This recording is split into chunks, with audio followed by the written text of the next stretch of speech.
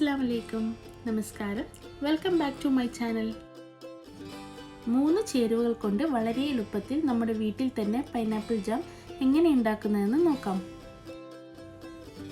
ഒരു പൈനാപ്പിൾ ഇതുപോലെ മുറിച്ച് കഷ്ണങ്ങളാക്കി മിക്സി ജാറിലിട്ട് വെള്ളമൊന്നും ചേർക്കാതെ തന്നെ പേസ്റ്റാക്കി എടുക്കണം.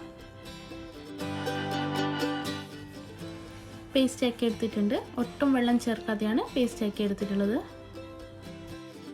ഒരു പാൻ എടുത്ത് അത് ചൂടാകുമ്പോൾ അതിലേക്ക് നമ്മൾ പേസ്റ്റാക്കി വെച്ച പൈനാപ്പിൾ പേസ്റ്റ് ഒഴിക്കാം. എന്നിട്ട് 5 മിനിറ്റ് ഇളക്കിക്കൊണ്ടിരിക്കാം. മീഡിയം ഫ്ലെയിമിൽ വെച്ച് ഇളക്കണം.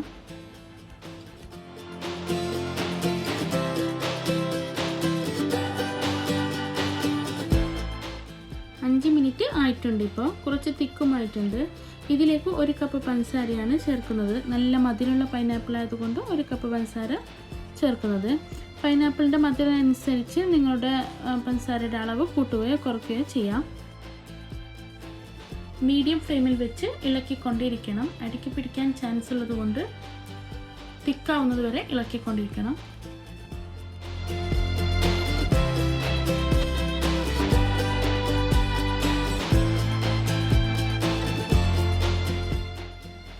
ഇതിലേക്ക് കറുവപ്പട്ട പൊടിച്ചത് ഒരു ഫ്ലേവറിന് വേണ്ടി ചേർക്കുന്നുണ്ട്. ഇത് ഓപ്ഷണലാണ്. ഇവിടെ കറുവപ്പട്ടയുടെ ഫ്ലേവർ ഇഷ്ടമായതുകൊണ്ട് ഒരു പിഞ്ച് ചേർത്തിട്ടുണ്ട്.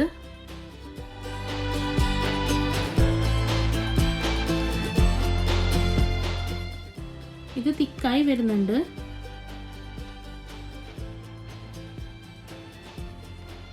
ഇതിലേക്ക് 1 ടീസ്പൂൺ ലൈം ജ്യൂസും കൂടി ചേർക്കുന്നുണ്ട്.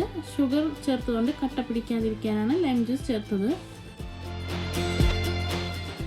പ്രിസർവേറ്റീവ്സ് ഒന്നും ചേർക്കാത്തതുകൊണ്ട് കുട്ടികൾക്ക് ധൈര്യമായിട്ട് കൊടുക്കാം. 2 മാസം വരെ കേടുകൂടാതെ ഫ്രിഡ്ജിൽ സൂക്ഷിച്ച് നമുക്ക് ഉപയോഗിക്കാം. ഈ ഒരു കൺസിസ്റ്റൻസി മതിയാവും. ഇനി ഫ്ലെയിം ഓഫ് ചെയ്യാം. ഇത് തണുക്കുമ്പോൾ ഒന്നും കൂടി തിക്കാവുന്നതാണ്.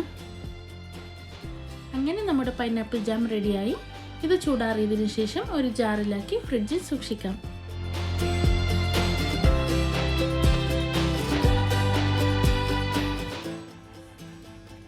ഈ വീഡിയോ നിങ്ങൾക്കെല്ലാവർക്കും ഇഷ്ടപ്പെട്ടിട്ടുണ്ടാവുമെന്ന് വിചാരിക്കുന്നു. ഇഷ്ടപ്പെട്ടിട്ടുണ്ടെങ്കിൽ please subscribe, like, comment and share. ഇൻഷാ അല്ലാഹ് അടുത്ത വീഡിയോയുമായി വരുന്നത് വരേക്കും ബൈ ബൈ, ടേക്ക് കെയർ.